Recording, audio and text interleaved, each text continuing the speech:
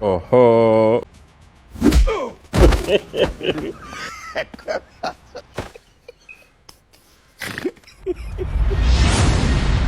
Shemtoi!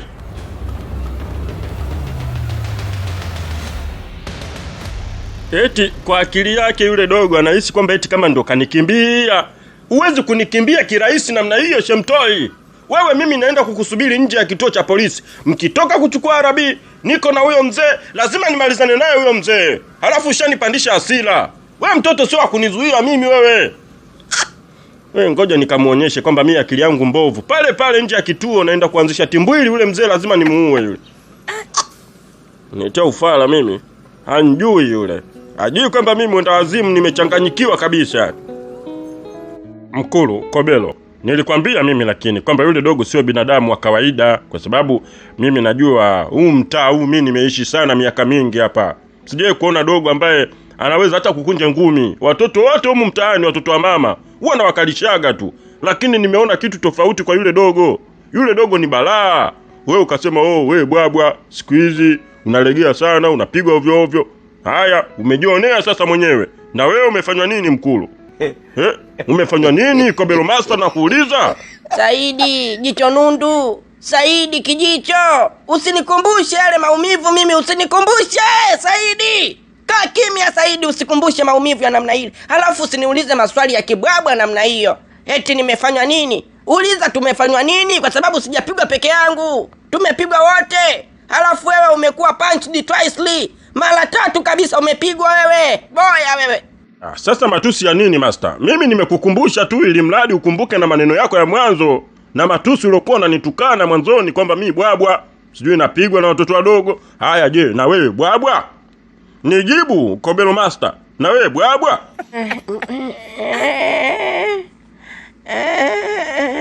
Yaliyopita yamepita Saidi. Yaliyopita yamepita. Tugange ajayo Saidi kijicho. Tugange ajayo Saidi, achana na hayo mambo bwana Saidi. Usije ukanikasirisha. Wewe kama unakasirika, kasirika Apollo Master. Lazima nikuchane makavu live kwa sababu wewe mwenyewe pia ulinitukana sana nilivyokuja hapa kukuambia kwamba nimepigwa. Ulinitukana matusi yote umemaliza. Sasa ya nini mimi kuficha matusi? Umepigwa, umeonyesha maandazi.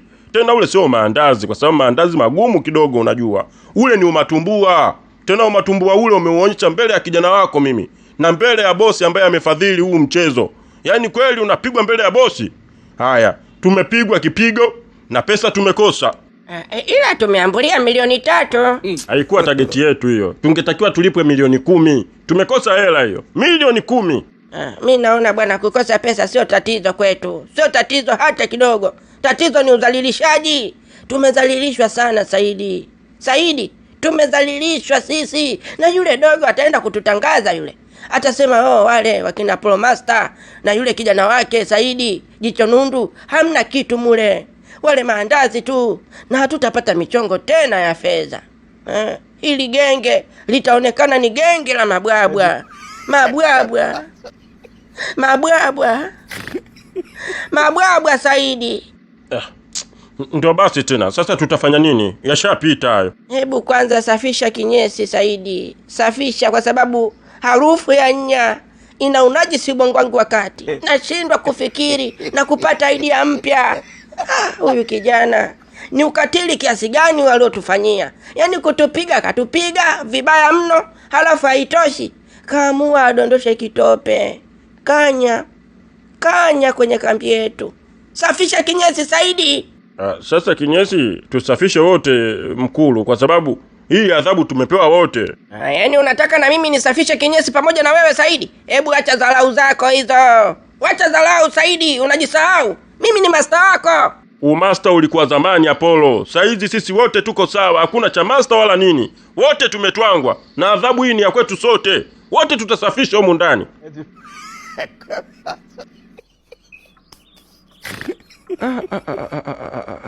Aise Mzee Msegena. Mzee Msegena! Kwa nini umeamua kunidhalilisha hivi jamani we mzee? Na hapa sio kwamba unanidhalilisha mimi tu peke yangu. Na wewe pia unajidhalilisha. Wewe ni mtu mzima, sio wa kufanya hivi vitu bwana. Aise. Yaani hapa kafanya mara 3, yaani sijui mara 4, mara 10 zaidi ya vile ambavyo amefanya nyumbani kwangu. Bora hata nyumbani kwangu alikuwa anaumbika tu kinyesi hapa, pale, lakini hapa kamwaga kama alikuwa anamwaga zege aisee. Msegena. Sasa ndo nini hiki jamani? Sasa sijui hata nielewaje. We binti, mbona unaongea peke yako? Hamna, siongei peke yangu aisee. Siko sawa kabisa. Alichokifanya hiki sio kitu kizuri kabisa huyo mtu. Sasa mtu gani? Hebu tulia kwanza bana. Msegena ananichanganya Msegena, hii adhabu unaonipa ni adhabu ya kishamba Msegena. Kama unahitaji fedha, niambie nikupe hela Msegena. Sasa ndo nini hiki? Nimechoka yani, nimechanganyikiwa sasa. Kama nyumbani nimemkimbia, ameamua kuja hadi kwenye apartment ya watu na anajaza kinyesi namna hii, ananizalilisha mimi. Hata sijui nifanye nini sasa. Nikimbilie wapi? Nakimbilia wapi sasa? Mimi namfuata Msegena nyumbani kwake. Kama kuniua ni bora akaniue. Nishachoka mimi. Nimechoka na haya maisha. Naenda nyumbani kwake ni bora akaniue. Nilimwambia aniue, nimechoka. Aniue Msegena. Hii ndio nyumba ambayo amenikabidhi mzee Hamdala Kiuno. Akasema kwamba mimi niishi tu hapa, nisiwe na wasiwasi. Kwa sababu yeye hawezi kuishi tena hapa. Hii nyumba haitaki. Kwa sababu wachawi wanamwandama, wanamsumbua kwenye hii nyumba. Kaona ni heri aondoke, akaishi sehemu nyingine tofauti kabisa ambako hatapata usumbufu kabisa na wachawi. Kwa hiyo mimi hapa ndo tatizo liliponikutia, na nikwambie tu ile siku ambayo nimelala hapa ndo siku ya kwanza, ndo na siku hiyo nachukuliwa mimi na wachawi, wanaenda kunitupa katikati ya msitu. Hilo swali limeniuma sana kwa kweli. Pole, ila ndo ujue sasa kwamba vitu vya mdonyole, vya bule, vya bwete huwa vinakuwa na matatizo mengi. Huwezi ukapewa kitu cha bule tu alafu usipate matatizo. Vitu vya bule ni vibaya. Watu wengine wanagawa vitu vyao kwa sababu wenyewe vimewashinda. Na uzuri wake kakwambia kabisa kwamba hii nyumba ina mauzauza, ina wachawi, lakini wewe ukusikia kwa sababu ulikuwa unataka tu tamaa zako tu, ulikuwa unataka vitu vya bure. Mimi hapa nimekaa na humu mimi nimelala kwenye chumba kile na Hamdala Kiuno. Na mbungo nimeila ya Hamdala Kiuno. Kwa hiyo mimi hapa sio mgeni tena. Hapa mimi ni mwenyeji. Tena mimi ndo nimeanza kupajua zaidi yako. Ndo hivyo sasa mimi kwa kweli mimi hapa tayari nishapachoka. Siwezi kuendelea kuishi kwenye hii nyumba. Nyumba ni nzuri, ya kifahari. Kwa kweli inavutia kila mtu. Akipita hapa lazima kidogo aisifie hii nyumba. Ni nzuri kwa kweli, lakini siwezi kuendelea kuishi kwenye nyumba ambayo ina mauzauza yasiyokuwa ya kawaida. Sasa mimi nitaenda kulazwa kwenye misitu hadi lini? Maana ukilala tu kidogo ukipata usingizi usiku, ukiamka unakuja kujikuta huko sehemu nyingine kabisa. Mimi siwezi. Ni heri nirudi nyumbani kwangu. Hebu ngoja kwanza. Hamdala Kiuno yuko wapi? Maana makubaliano yetu kule ni kwamba nikusaidia alafu wewe utaniambia yuko wapi Hamdala Kiuno. Maana bado namtaka yule baba. Bado sijamalizana naye. Yuko wapi? Aliniambia nisimwambie mtu yoyote mahali alipo, lakini kwa sababu wewe tumekubaliana, ni makubaliano, umenisaidia. Mimi acha nikwambie tu, yupo kwa Mpalange hoteli. Nenda pale utamkuta. Halo, yani sisi tumepita njia za panyapanya hadi kufika hapa kituoni. Ni Mungu tu ambaye ametusimamia. Lakini ungesikia tu tukio la mauaji huko mtaani. Nipo hivi afande. Nadhani kijana wangu alikuja hapa akakueleza ni kitu gani ambacho kinanisibu. Hapana, mimi sikumuelewa hata kidogo huyo. Wewe ni vyema tu ukatoa maelezo mengine. Okay, sawa. Iko hivi afande. Mimi niliokota fedha, sio kuokota. Yaani nilienda mgodini, nikakutana na mlio, nikapata madini yasiyokuwa ya kawaida, nikauza, nikapata bilioni 3. Hizo pesa zote nikaziwekeza kwenye umalaya na starehe zisizokuwa na kipimo. Ndio nikakutana na binti mmoja anaitwa Hozalima, mpenzi wake na huyu kijana huyu.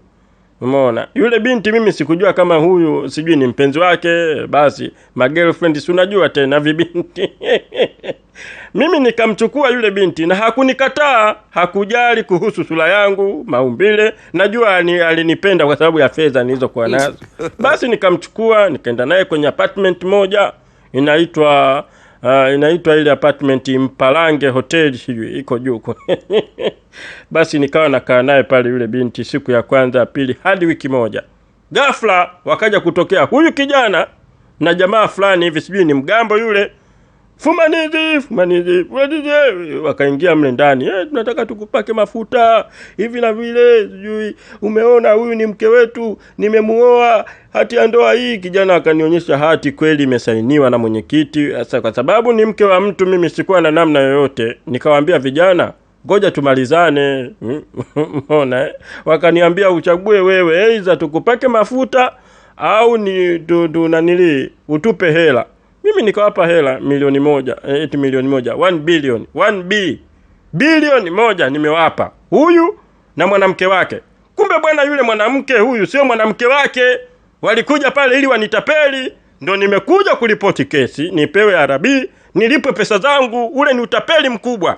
Yeah, for sure huo ni utapeli na ni wizi kabisa na ni ujambazi mkubwa, kwa sababu hapo walichokifanya ni uvamizi, sio fumanizi. Ni uvamizi wa kumtaka mtu awalipe pesa kwa nguvu pasipokuwa na kwa sababu kwanza hawa hawaruhusiwi kumkamata mtu. Hata kama itakuwa wewe umemfumania ni mke wako, inatakiwa utoe taarifa kwa vyombo vya usalama ili waje wakusaidie upate haki yako kama umefumania.